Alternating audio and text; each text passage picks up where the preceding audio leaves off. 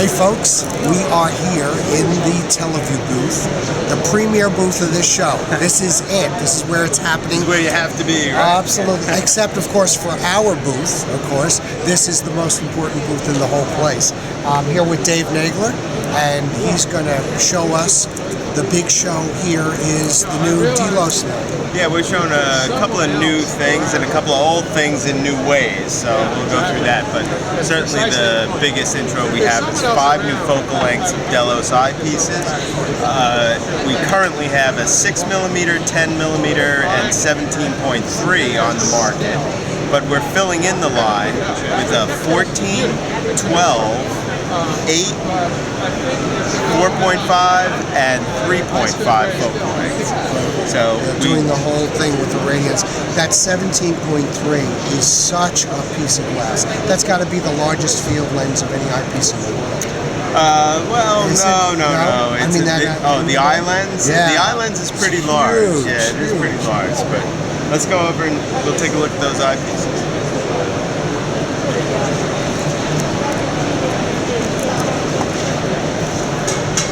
So this is what Jeff was talking about, but the eye lens on all of the Delos are the same diameter, and we need these large lenses to get the 20mm of eye relief.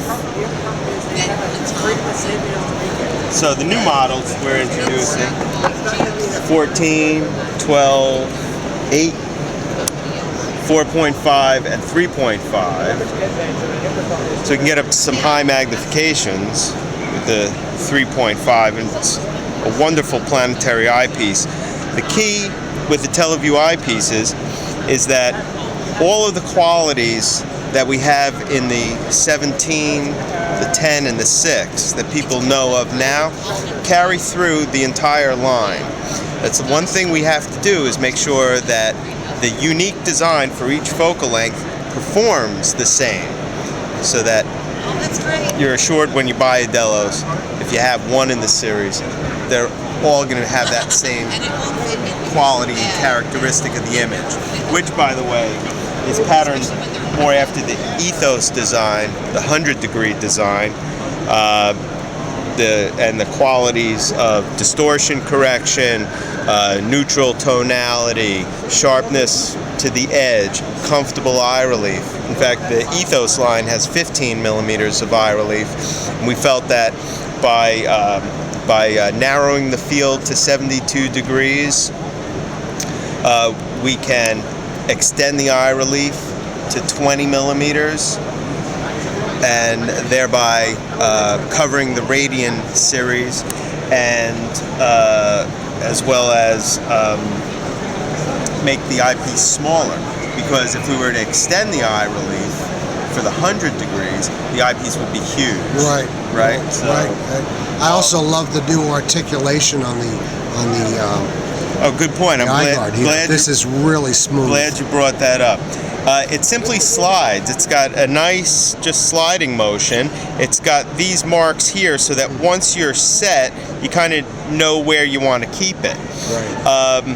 The nice thing about this, and the way I like to use it, is this is a lock. So you hold the top, you loosen it a little bit, and I just like going in a nice sort of screw thread motion. Sort of like focusing it, yeah. Right, so even though you could just slide it directly up and down, it kind of pulls a little bit, but you get a much finer movement if you just sort of do that screw thread motion. Once you find your eye point, you can then just lock it. Right, it's great. It's got a nice fluid motion to that whole thing. If you could feel that, it really is great. Yeah, and with the 20mm of eye relief, it's got quite a travel too. I don't know if you can see it, but you can get a nice travel to the eye guard. So that's kind of the story with the new Delos focal lengths. They should be available at Camera Concepts in probably November. Okay, great. So let's show you. We've already got our orders in, so. What's coming? Good. What's coming out immediately, actually, is a new case for the NP101. The NP101 case, previous case, was 7.5 inches longer. The diagonal was kept stored on the scope, Right. as you know. Right. But we were able to cut out 7.5 inches by having the diagonal stored elsewhere. In this case, we came up with these two accessory pouches that are built into the lid of the case. These accessory pouches are removable. They're just held in there by Velcro. They're removable and have a handle, so you can take them out. Carry it. You know, if you have your accessories in here, you're not taking the scope. You want to take just your eyepieces to a star party. Away you go. You can do that. This is hard ethafoam. The case is designed to cradle the telescope actually on the tube. This is great for keeping it in collimation. It just right, because snugs now it it's everything's resting on the tube, not the front cell. Extra padding for the focuser on the 10-to-1 focusing unit. As you see, the star beam fits in well in the case. Plenty of room for eyepieces in this nice compact size. much more compact. Is this too long for airline travel, or is it? It's not too long, but it's probably too high. Might be a little bit deep. Yeah, it would be touchy. But it's questionable much easier whether you to can get it in. handle. Yeah, Much easier. yeah. Oh, and talking about handle, I'll show you that as well. You got to zip these closed. You don't want your accessories falling out. But we have dual handles here that are very comfortable. Nice. Very ergonomic and comfortable. It makes it very easy to transport. Nice solid latches. And finally, for people who have the existing longer case, this will be available separately. Also, the bags will be available separately. Excellent. So we'll do that. Excellent. And then finally, we have a new demonstration of a product that we've had for a long time, but people don't really know it exists because no one ever saw it work. Well, we made it work, so follow me over here.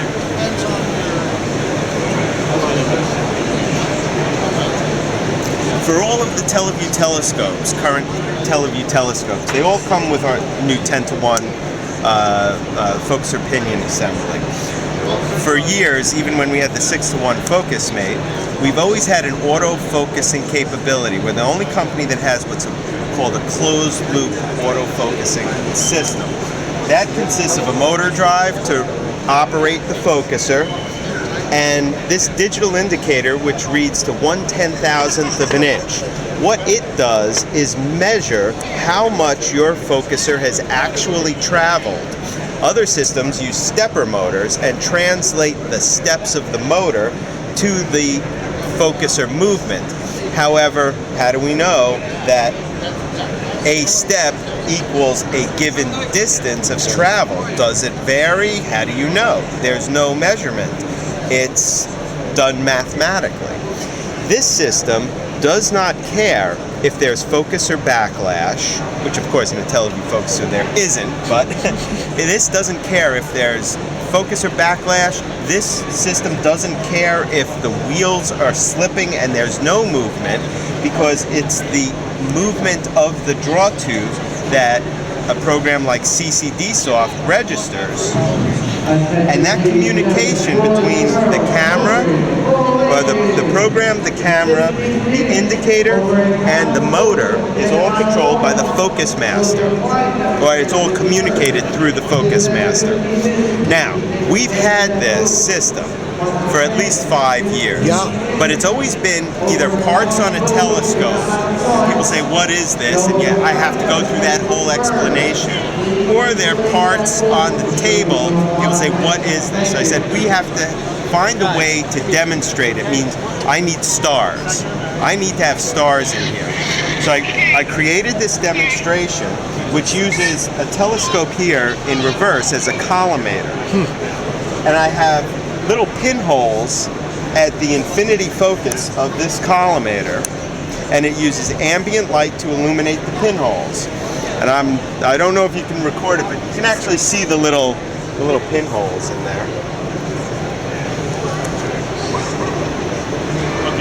The little dots. Now, if you look over at the computer screen, That's what we've got. that's what we've got. That's the image. That's the image of the pinholes. Happens to be at focus. And the program is reading that we are at a position of 8. That's 800 thousandths of an inch from where I set a 0 point. So if you look at the indicator, it's around that. It's actually at 6.5. So that's that's 1.5 ten thousandths. 1.5 ten thousandths is approximately 2 microns. Yeah. 2 micron Yeah. distance. Well, so how does this work? Now the autofocusing, the routine is written by Software Bisque, so they're better at explaining how their product works. Right. Our bit is the actual focusing of the stars. So if I use their at focus, you'll see it's taken an initial value. I actually bumped the table, which is why the stars look different. So it takes an initial value and a reading that it found a maximum pixel value of 14,000. Now it's just moved the focuser and it took another image and found, oh, we went a little out of focus because the pixel value dropped. And if you look over here, you'll see that the program is energizing the focuser to move to a certain position. That position is fed back to the computer. You see it's way out of focus now? Right. It's fed back to the computer. The positional information from the digital indicator is fed back to the computer, and CCD Soft tells the camera, expose a picture. It does it, and it keeps going through these cycles until it determines where that maximum pixel value is and drives the focus back to that particular point. That's terrific. So you see how far out of focus it actually is now. And so what it has to do too, and it takes about 3 or 4 minutes, so I don't know if you want to record the whole thing, but it has to go through focus. So it has to do one side of focus and then drive back to the other side, say, okay, the middle is going to be right here, let me drive to that point. And so this has been getting a lot of attention, mostly because people go, what the heck is that? That opens up the conversation for That's right. focus. It's a great demo of the And by the way, see now we've gone at actually to focus. Now it'll go to the other side of focus. But we had a maximum pixel value of 39,000. Right. And you see how much tighter the image is there. Yeah, that's a great demonstration. That's great.